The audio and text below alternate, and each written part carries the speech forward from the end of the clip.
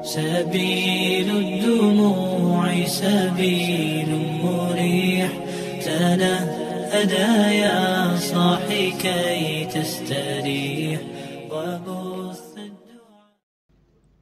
بسم الله الرحمن الرحيم. السلام عليكم ورحمة الله وبركاته. الحمد لله رب العالمين، والصلاة والسلام على أشرف الأنبياء والمرسلين وعلى آله وأصحابه أجمعين. رضيت بالله ربا وبالإسلام دينا وبمحمد نبيا ورسولا. رب اشرح لي صدري ويسر لي أمري واحلل عقدة من لساني يفقه قولي. اللهم اجعل جمعنا هذا جمعا مرحوما وتفرقنا من بعده تفرقا معصوما.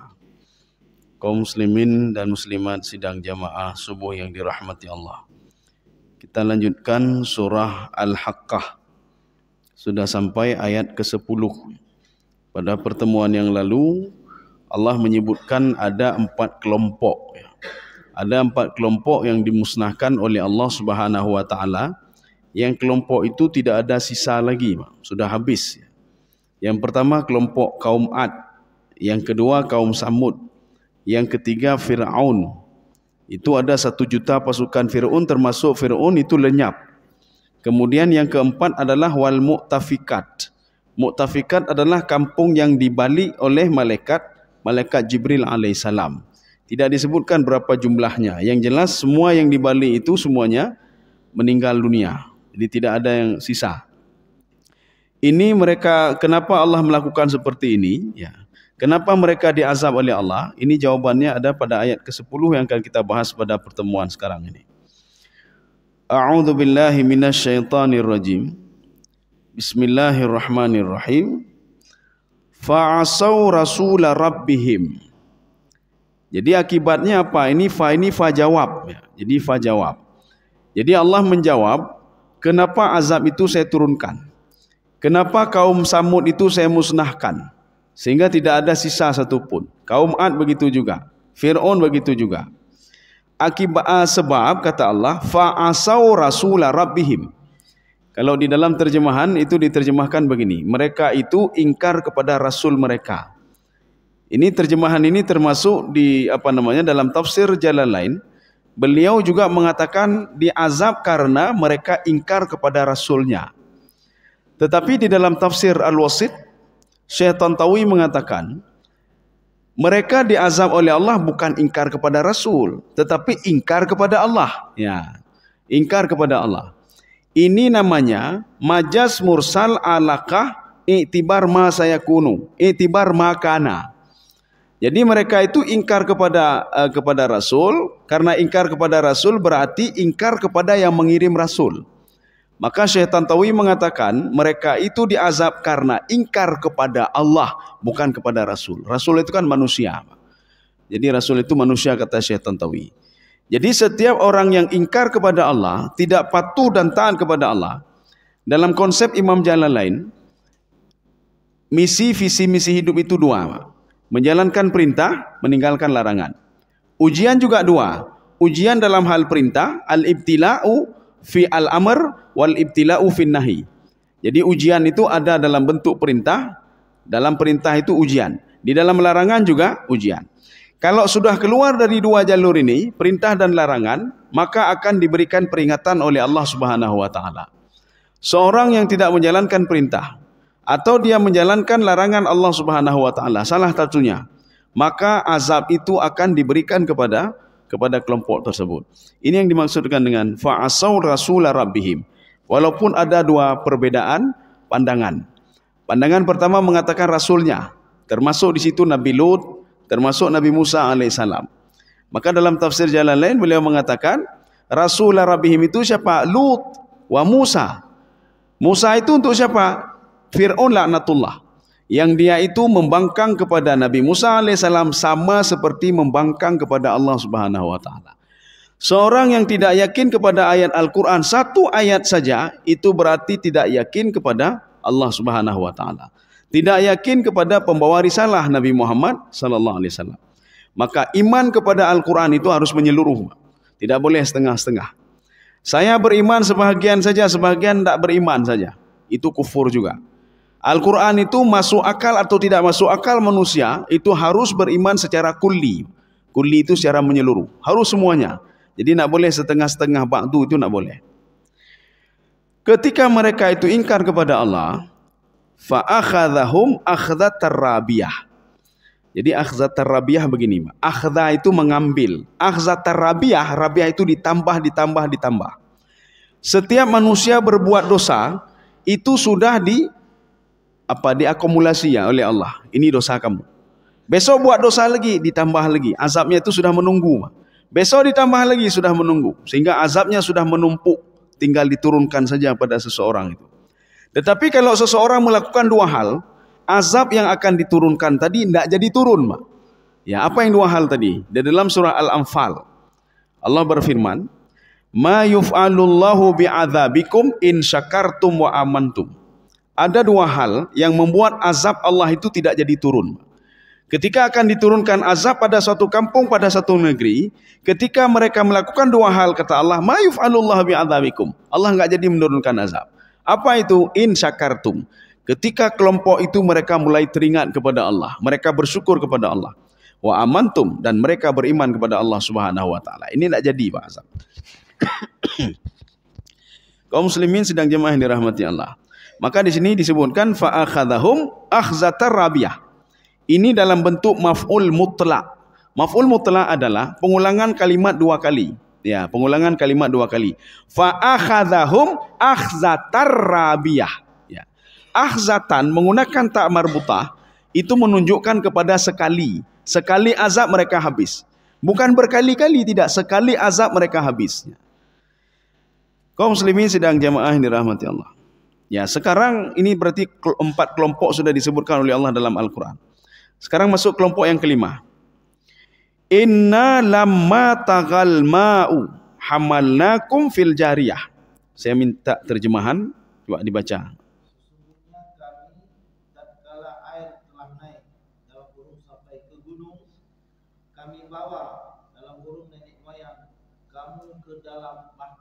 Ya, sekarang kita lihat satu-satu dulu.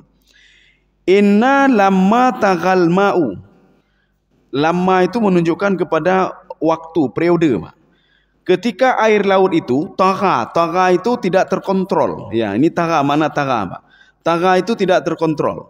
Seperti kita melepaskan seekor sapi yang tidak jinak, dia lari ke sana, lari kemari, itu taga namanya. Seorang yang tidak terkontrol dia berbuat maksiat ke sana kemari, itu taga juga namanya. Air yang tidak terkontrol itu taga namanya. Maka di dalam sebuah hadis Rasulullah mengatakan begini, semua air itu terkontrol. Jadi kalau Allah menurunkan air ke sebuah kampung, kapan berhentinya, kapan mulainya sudah terkontrol. Kecuali airnya Nabi Nuh alaihissalam itu tidak terkontrol. Semua angin itu terkontrol. Kapan datangnya angin, kapan berhentinya angin itu terkontrol. Kecuali anginnya kaum Ad dan kaum Samud. Ya. Jadi makanya ini begitu juga. Semua air itu terkontrol. Kapan turun hujan, kapan berhenti hujan, kapan Allah membanjirkan satu kelompok dan kapan tidak dibanjirkan satu kelompok, semua sudah terkontrol. Tetapi airnya Nabi Nuh itu tidak terkontrol. Makanya cikal bakal penduduk dunia ini dari kapal yang ada, tidak dari manusia yang ada dalam kapal Nabi Nuh. Itu 83 orang. Karena seluruh penduduk dunia ini semua tenggelam. Falamma tagal ma'u hamalnakum fil jariyah. Bagaimana cara naiknya air itu? Jadi air itu ada dua sumbernya. Yang pertama dari tanah, yang kedua dari awan, air hujan. Maka dua air ini berfungsi. Kalau kita banjir itu kan dari hujan saja. Jadi ketika hujan terus menerus maka akan banjir. Ini bukan dari hujan saja tetapi dari bawah. Makanya air bawah itu terus keluar. Kalau di dalam sebuah riwayat disebutkan, dia terus bertambah 15 zira'an. Sekali bertambah 15 zira'. 15 zira' artinya 7 meter, 7,5 meter. Sekali naik 7,5, sekali naik 7,5, sampai 7,5 sampai ke atas. Faltaqal ma'u, sehingga air tanah itu sudah hampir ketemu dengan air langit. Jadi maknanya sudah hampir ketemu dengan awan. Ini kalau kita bayangkan kan begini, Pak. Ada negeri di atas awan. Kalau negeri di atas awan berarti ketika mereka tidak hujan, Pak. Kenapa tidak hujan? Karena awan yang membawa air itu di bawah mereka. Maka hujan itu di bawah. Ya, hujan itu di bawah. Ini air laut itu sudah ketemu dengan awan itu, Pak. Ya, sudah ketemu dengan awan. Faltaqal ma'u, air itu sudah ketemu. Ketika air itu sudah ketemu, Allah mengatakan kepada air tanah, ya ardu bla'i ma'aki wa ya sama'u akli'i. Wahai air tanah, sekarang telan kembali airmu itu, ditelan kembali airnya. Wahai langit, berhentilah kalian itu untuk menurunkan hujan. Baru ketika itu fastawat alal judi. Kapal Nabi Nuh alaihissalam berlabuh di sebuah bukit namanya Jabal Judi. Inilah cikal bakal, 83 orang. Maka kalau kita melihat di dalam surah Yasin, Allah mengatakan dalam surah Yasin, kalau tidak saya selamatkan 83 orang itu, kalian tidak ada di bumi ini, kata Allah. Kalau mereka tidak ada, makanya bersyukurlah kepadaku. 83 orang itu saya selamatkan dan melahirkan generasi-generasi seperti kalian. Kaum muslimin sedang jemaah yang dirahmati Allah. Ini kalau tagha pada air, Pak. Tagha pada air tidak terkontrol. Tetapi kalau manusia tagha, nanti kan kita pernah mendengar takut, Pak. Manusia takut itu manusia yang tidak terkontrol, sama seperti Fir'aun. Sehingga tidak terkontrol, pembicaraan dia tidak terkontrol. Kemudian tingkah laku dia tidak terkontrol. Bagaimana dia menyiksa, membunuh bayi hampir 70.000 orang bayi, Pak, yang dia bunuh. Kenapa dia bunuh 70.000 orang bayi? Karena dia takut dalam mimpi dia melihat ada seorang laki-laki dari Palestina, dia datang ke Mesir dan membakar Mesir itu. Makanya setiap bayi baru lahir itu semua dibunuh. Makanya sampai 70.000 bayi yang dibunuh oleh Fir'aun laknatullah. Ini Fir'aun ini tagha namanya. Tagha itu bagaimana? Sudah kelewat batas, sudah tidak terkontrol. Tidak terkontrol perbuatan dia dan tidak terkontrol omongan dia. Dia mengatakan ana rabbukumul a'la, saya adalah Tuhan kalian paling tinggi. Ini ucapan ini diucapkan lagi oleh anaknya 40 tahun selanjutnya, anak Ramses II ke-13 yang yang ditenggelamkan oleh Allah Subhanahu wa taala di Laut Merah. Maka yang diketemukan nanti di Mesir itulah yang tenggelam tadi, Pak, yang umurnya 60 tahun. Sedangkan ayahnya umurnya 90 tahun. Dia tidak tenggelam di Laut Merah, tetapi meninggal gara-gara kanker, ya. Ini tagha namanya. Jadi tagha dari segi al-fi'lu, perbuatan, tagha dari segi al-qauli, dari segi ucapan. Maka kalau ada manusia seperti ini, seperti Fir'aun, dia berbuat seenaknya saja, dia mengatakan macam-macam, maka dia tidak jauh beda dengan Fir'aun. Tagha juga, ya, Pak. Kaum muslimin sedang jemaah yang dirahmati Allah. Makanya Rasulullah mengatakan di dalam sebuah hadis, sehebat apapun seorang itu, walaupun dia seorang ahli ibadah, dia seorang ahli tahajud, ahli Quran, ahli mandu, ahli kayaknya, tapi kalau lidahnya tidak bisa dia jaga, kata Rasulullah, hasaidu alsinatikum, akibat lidah kalian, Rasulullah mengatakan kamu bisa dimasukkan ke dalam neraka. Sehebat apapun ibadah dia, maka hati-hati dengan lidah kalian. Maka Rasulullah mengatakan hati-hati dengan lidah apanya? As-sukhriyah. Tidak boleh mengolok-olok orang lain, tidak boleh mengata-ngatai orang lain, tidak boleh ribah orang lain, tidak boleh al-fakhar, membanggakan diri, tidak boleh sum'ah. Ini semuanya ini penyakit-penyakit hati yang dikeluarkan melalui lidah. Dan akibat ini dimasukkan kalian ke dalam neraka, kata Rasulullah. Sehebat apapun dia ahli tahajud, masuk neraka juga gara-gara apa? Lidahnya. Dia ahli Al-Quran, masuk neraka juga gara-gara apa? Gara-gara lidahnya. Ini kalau istilah Rasulullah hasaidu alsinatikum, ya. Maka hati-hati dengan lidah. Fir'aun kan begitu. Maka hati-hati dengan lidah. Fir'aun mengatakan ana rabbukumul a'la, saya adalah Tuhan kalian paling tinggi. Memang simple, Pak, ya. Cuma akibatnya fatal. Seperti mengolok-ngolok begitu juga. Mengolok-ngolok apalagi dalam agama, simple tapi fatal, ya. Kaum muslimin sedang jemaah yang dirahmati Allah. Hamalnakum fil jariyah. Ya, nih, hamalnakum fil jariyah. Ini kalau kita perhatikan kalimatnya, ini ada kalimat ijaz hazaf. Kalimatnya panjang tetapi sudah diringkas oleh Allah. Saya, kalau terjemahannya, saya membawa kamu. Bagaimana kamu kita masih di sini? Itu kan sudah masa lalu itu. Jadi maknanya saya membawa kakek-kakekmu, ya, Siapa itu? Nabi Nuh alaihissalam, anaknya Sam, Ham, Yafits. Ya. Makanya manusia itu apa namanya? Keturunan 3 ini, Mak. Keturunan Sam, keturunan Ham, atau keturunan Yafits. Ya. Makanya ini hamalnakum di sini maksudnya hamalna abaakum. Kami membawa kakek-kakek kalian. Kami membawa generasi-generasi pertama. Maka generasi sebelumnya enggak ada lagi, sudah habis. Generasi Nabi Adam alaihissalam 1000 tahun setelah Nabi Nuh itu enggak ada lagi, habis semuanya kecuali tinggal 83 orang. Hamalnakum fil jariyah. Jariyah ini sebenarnya maknanya apa namanya? Kapal ya, kapal. Jariyah itu kapal. Sebenarnya bukan kapal ini. Ini maknanya lain, Pak. Cuma dibawa ke makna kapal. Maka kami bawa kamu itu, jariyah itu yang berjalan, artinya berjalan. Apa yang berjalan itu di air? Tidak ada lain yang berjalan di air kecuali kapal. Maka kami ambil kalian, kami masukkan ke dalam kapal. Kapal Nabi Nuh alaihissalam itu terbuat dari 2 unsur. Unsur paku dan unsur kayu, itu saja. Tidak ada lain. Tetapi tidak tenggelam. Mesin tidak ada. Apa-apa tidak ada. Cat tidak ada. Dempul tidak ada. Yang dilakukan oleh Nabi Nuh alaihissalam, perintah Allah supaya membuat kapal di atas bukit. Jadi ambil kayu buat lagi, ambil kayu buat lagi. Dari mana ilmunya? Dari Allah Subhanahu wa taala. Inilah kata Imam Al-Baghawi, ilmu yang diberikan oleh Allah kepada Nabi Nuh alaihissalam tidak pernah salah. Kalau ilmunya salah maka kapalnya sudah tenggelam. Kapalnya tidak pakai mesin, tidak pakai cat, tidak pakai dempul, tidak pakai besi dan lain sebagainya. Tapi ketahanannya luar biasa. Maka ketika beliau membuat kapal di atas bukit, kalau kita lihat secara logika bagaimana beliau mengangkat kayu, dengan apa dia belah kayu dan lain sebagainya. Tetapi kecerdasan ini diberikan oleh Allah Subhanahu wa taala. Wasna'il fulka bi'ayunina wa wahyina wa la tukhatibni fil ladzina zalamu innahum mughraqun. Kamu buat kapal, saya ajarkan kamu, kata Allah Subhanahu wa taala. Ini namanya ilmu Allah, Pak. Ilmu Allah, petunjuk dari Allah yang diberikan kepada hambanya, hamba pilihan. Kaum muslimin sedang jamaah yang dirahmati Allah. Kalau di dalam Al-Quran disebutkan bi alwahi wa dusur. Itu kapalnya cuma dari alwahin, dari kayu, lempengan kayu, wa dusur. Dusur itu paku. Jadi setelah ini dia paku, setelah itu dia paku.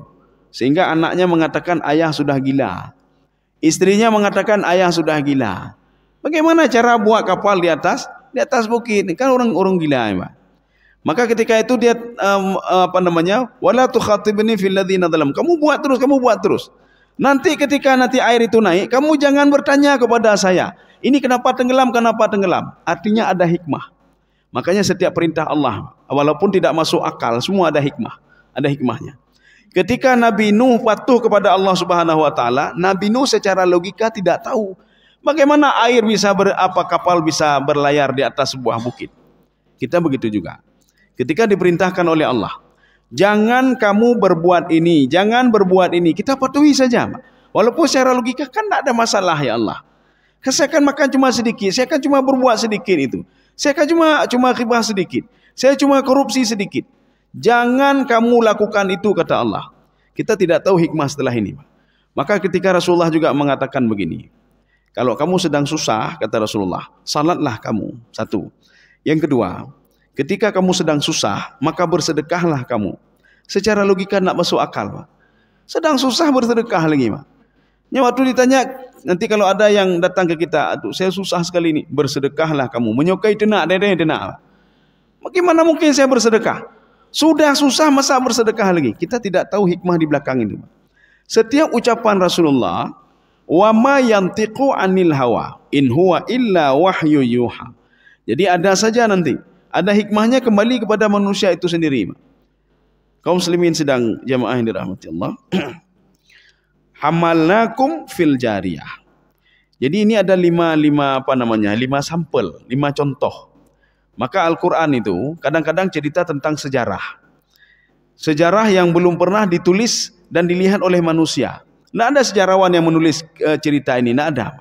Tidak ada sejarawan yang menulis cerita tentang Nabi Adam alaihissalam, tidak ada. Tidak ada sejarawan yang menulis bagaimana kondisi Nabi Adam ketika dijauhkan oleh Allah dari rahmatnya, tidak ada. Tidak ada yang mencerita tentang iblis dan setan dan lain sebagainya, tidak ada, kecuali Al-Quranul Karim. Makanya ini kisah-kisah sejarah ini, Allah menyuruh kepada Nabi Muhammad faksusil qasas. Ini namanya qasas, Pak. Cerita-cerita. Ya Muhammad, ceritakan kepada umatmu cerita-cerita kaum dulu kalau cerita itu benar. Dan akan saya ulangi kalau mereka berbuat dosa yang sama seperti mereka. Tolong ceritakan dan menjadi pelajaran. Ya. Makanya lanjutan ayatnya, ini lam ini namanya lam ta'lil namanya. Lam ta'lil begini. Allah mengazab sesuatu hal itu, sesuatu kaum ada alasan. Allah memberikan rahmat ada alasan. Allah mengazab juga punya alasan.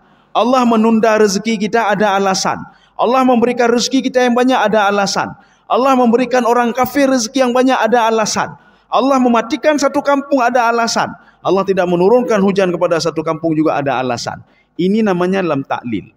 Untuk apa kisah 5 tadi, 5 sampel tadi? 5 sampel ini, kaum ini adalah mewakili kaum-kaum yang lain, pembangkang-pembangkang yang lain. Untuk apa? Linaja'alaha lakum tadhkirah.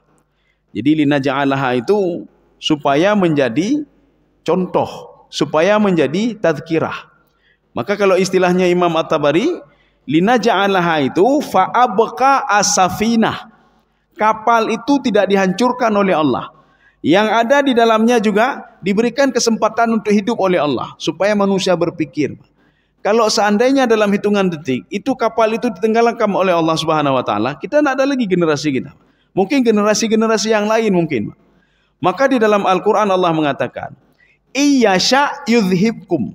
Kalau Allah mau dalam detik ini, semua manusia dihancurkan semua di bumi ini. Wa ya'ti bi akhirin. Dan Allah datangkan dengan kelompok yang baru lagi, bukan kelompok-kelompok kita. Makanya di dunia ini kan generasi-generasi, Pak.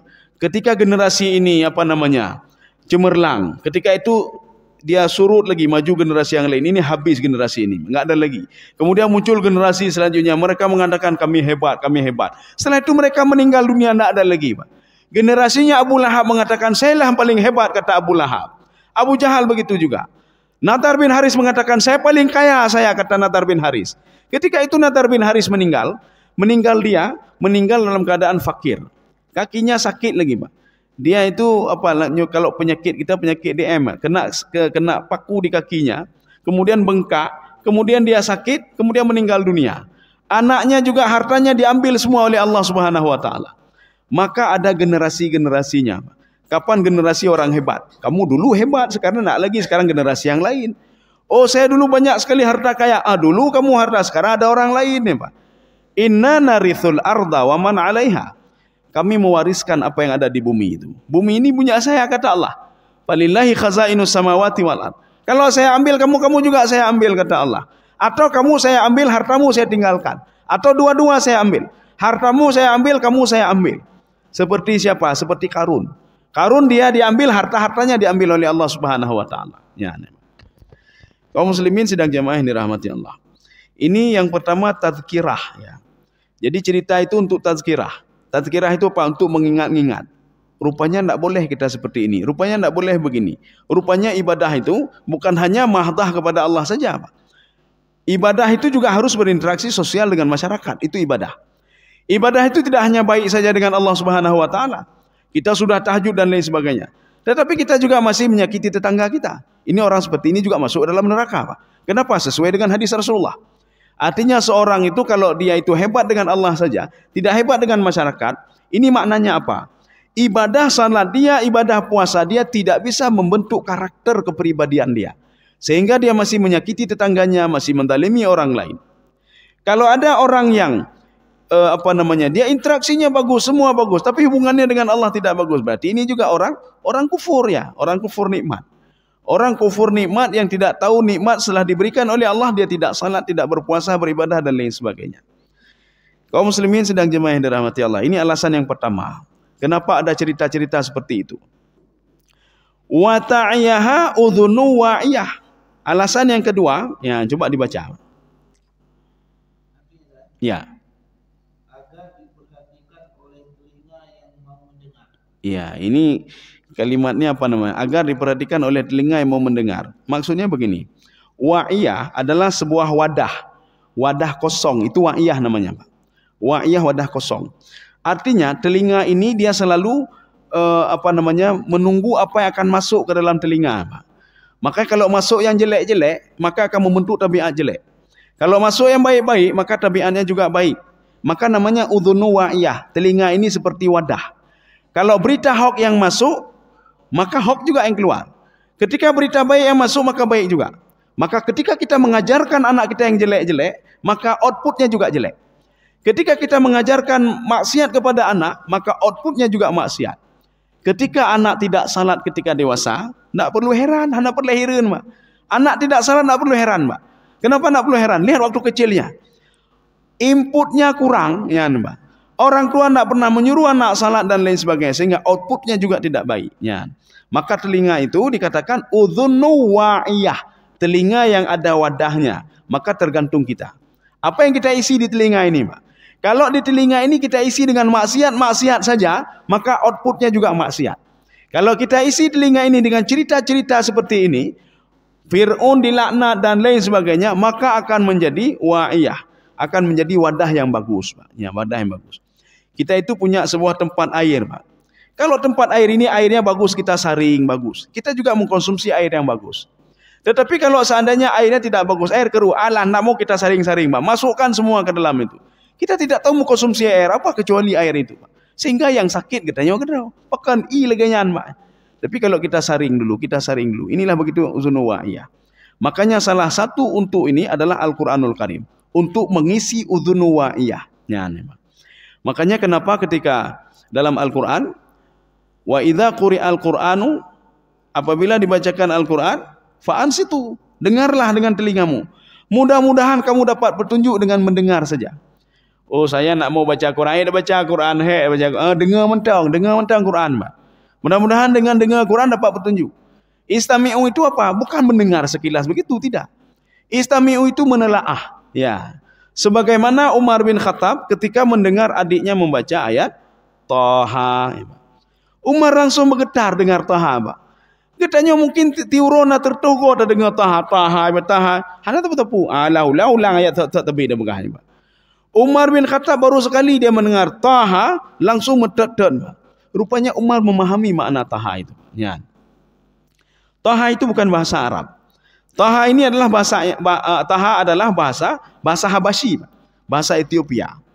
Makanya ketika beliau mendengar kalimat Taha, oh ini tak mungkin perkataan Muhammad ini. Nabi Muhammad tak mungkin dia ngomong seperti ini. Nabi Muhammad bahasanya bahasa Quraisy, bukan bahasa ini. Ini agak lain sedikit ini. Taha itu di dalam bahasa Ethiopia adalah laki-laki yang hebat. Taha itu ar-rajulu al-qawiyyu. Makanya ketika itu Umar bin Khattab ketika mendengar ayat itu, seakan-akan ayat itu untuk beliau. Taha ma anzalna 'alaikal qur'ana litashqa. Saya menurunkan Al-Qur'an wahai orang hebat. Yang hebat pada waktu itu adalah Umar bin Khattab. Ya. Saya menurunkan Al-Qur'an itu bukan untuk menyesakkan hatimu. Bergetar Umar bin Khattab. Luar biasa bagus sekali kok bahasanya. Apa yang dibaca ini? Rupanya setelah diselidiki adalah Al-Qur'anul Karim. Langsung masuk Islam Umar bin Khattab radhiyallahu anhu. Maka sebagian lagi ada yang mengatakan pendapat ulama mazhab 4. Ketika masalah sujud tilawah, Pak. Sujud tilawah ketika kita baca Al-Quran, wasjud waqtarib, maka kita sujud. Atau ketika seperti tadi kita sujud juga, Pak. Atau ya ini ada pendapat lain. Ini 4 mazhab, dari 4 mazhab itu. Ada seorang membaca Al-Quran wasjud waqtarib. Kita mendengar, Pak, wasjud waqtarib. Kita juga disuruh untuk Allahu Akbar, ya. Kenapa? Karena kita mendengar kalimat itu, ya. Kaum muslimin sedang jemaah yang dirahmati Allah. Ini namanya udhunu wa'iyah. Sudah? Sekarang kita lanjut. Fa'idzan, ya berarti cerita sudah habis, Pak. Jadi cerita sudah habis. Cerita tentang 5 kelompok, cerita tentang 5 sampel kaum kelompok yang dimusnahkan oleh Allah Subhanahu wa taala gara-gara dosa mereka sendiri. Maka kalau kita berbuat dosa, itu terus dinikan oleh Allah, Mak. Ya, terus digandakan oleh. Hari ini buat dosa digandakan lagi. Hari ini buat dosa digandakan lagi. Tinggal tunggu waktu saja. Kapan azab itu diturunkan kepada seorang hamba itu. Tapi kalau dia beristighfar, astagfirullah, maka akan berkurang lagi. Besok buat dosa lagi, bertambah lagi, Mak. Tinggal tunggu kapan azab itu datang, Mak. Maka jangan sampai nanti ketika sampai azab kepada kita, azab sudah besar, Pak. Baru menimpa kita, Pak. Dan ketika menimpa langsung meninggal dunia, ini masalahnya. Sehingga tidak sampai untuk bertobat kepada Allah Subhanahu wa taala. Maka untuk mengantisipasi Paling enggak kita kan tak tahu Pak kapan berbuat dosa. Jadi paling enggak sambil duduk astagfirullah, astagfirullah, astagfirullah. Kita temeng tunat astagfirullah, astagfirullah. Maka jangan langsung habis salat fardu itu langsung salat sunnah. Habis assalamualaikum, assalamualaikum bedah je temeng tunah Pak. Karena Allah Subhanahu wa taala mengatakan begini. Fa idza tma'nantum fa aqimus shalah. Habis salat tenangkan dirimu dulu. Tenangkan diri Pak. Bagaimana menerangkan diri? Astaghfirullah, astaghfirullah, astaghfirullah. Subhanallah, alhamdulillah, Allahu akbar, la ilaha illallah. Setelah tenang diri, maka lakukanlah salat sunnah. Ya. Kaum muslimin sedang jemaah yang dirahmati Allah. Ini contoh. Contoh ini untuk apa? Supaya manusia tidak terkejut lagi dengan hari kiamat. Itu beoro kiamat terkejut nih, Pak. Jangan sampai ketika diturunkan azab terkejut. Jangan sampai mereka berdoa, kenapa engkau azab kami ya Allah? Ya, kenapa azab kami? Makanya Allah mengatakan sebelum saya azab, coba lihat dulu bagaimana saya azab kaum-kaum terdahulu. Coba lihat kesalahan mereka. Maka kita belajar dari kesalahan orang lain. Ya, Pak. Jangan terjadi seperti itu.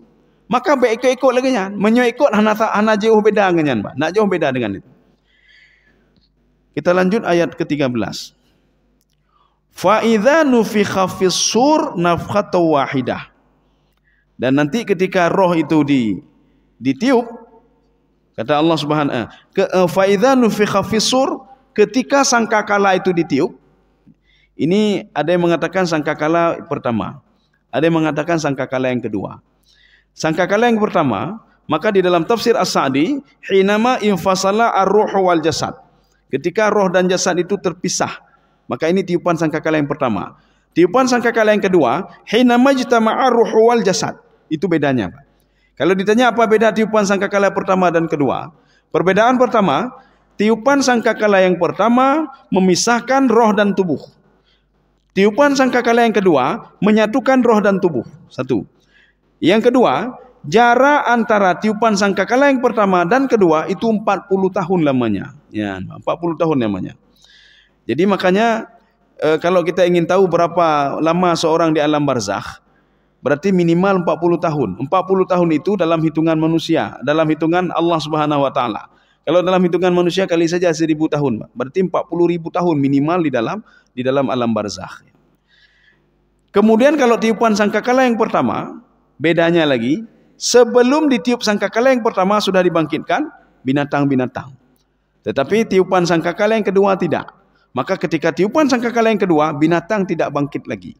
Maka nanti kalau ada orang yang bercita-cita nanti akan dibangkitkan dengan binatang kesayangannya, itu tidak mungkin. Seorang akan dibangkitkan dengan ini binatang saya, tidak mungkin juga. Oh, binatang ini apakah masuk ke dalam surga atau tidak mungkin juga. Kenapa? Karena binatang itu sudah dibangkitkan oleh Allah untuk menuntut balas satu sama lainnya sebelum tiupan sangkakala yang pertama. Dan ketika itu Allah mengatakan kepada binatang-binatang itu, tuntutlah balas kalian satu sama lainnya. Kalau di dalam hadis Rasulullah SAW, Rasulullah mengatakan, binatang yang bertanduk, yang dulunya itu dia mengenainya binatang yang tidak bertanduk, sekarang Allah menyuruh sekarang balas. Tuntut balas kamu. Begitu adilnya Allah. Sampai-sampai binatang disuruh tuntut balas. Apalagi manusia. Makanya seorang yang dizalimi oleh orang lain, diam saja, tenang saja, Pak. Kita bedanya apa dengan binatang? Kalau binatang menuntut balas dengan fisiknya, Pak. Kamu dianiaya, sekarang kamu aniaya dia. Tetapi kalau manusia dianiaya oleh manusia lain, kita harus menyiapkan amal ibadah untuk membalas tadi, Pak. Ya. Dan kita harus harus siap-siap menerima kejahatan orang yang kita aniaya. Itu bedanya dengan binatang. Kaum muslimin sedang jamaah yang dirahmati Allah. Fa idza nufikha fis sur nafkhatu wahidah. Jadi fa ini adalah syarat. Fa idza itu jumlah syarat. Maka kiamat akan terjadi apabila ditiup sangkakala. Nafkhatu wahidah, sekali tiupan. Ini maknanya sekali tiupan semua hancur semuanya, Pak. Ini sekali tiupan. Ini namanya ta marbutah, menunjukkan kepada marrah. Marrah itu sekali, ya. Contoh begini. Daraba memukul. Daraba memukul. Darbatun sekali pukulan. Ya, itu bedanya. Bedanya. Ini begitu juga. Nafkhatu wahidah, sekali tiupan. Tiup berapa kali? Tiup berapa kali? Tiup lagi kedua kali, tiga kali? Tidak. Tiupannya cuma sekali. Seperti gempa yang menghancurkan kaum Ad dan kaum Samud. Kaum Madian, ya. Ketika Allah menyebutkan, ketika itu Allah rajfah itu sekali gempa, Pak. Maka gempa terdahsyat itu terjadi pada kaum Samud dan kaum Madian, sehingga membuat mereka semua hancur. Kaum muslimin sedang jemaah yang dirahmati Allah, saya rasa cukup sekian dulu. Nanti pertemuan selanjutnya kita lanjut ayat ke-14. Bagaimana kondisi ketika ditiup sangkakala itu, bagaimana kondisi ketika kiamat terjadi, tiupan sangkakala yang pertama terjadi. Mudah-mudahan ada manfaatnya bagi saya sendiri dan jemaah sekalian. Subhanakallah bihamdika, asyhadu an la ilaha illa anta, astaghfiruka wa atubu ilaik. Assalamualaikum warahmatullahi wabarakatuh.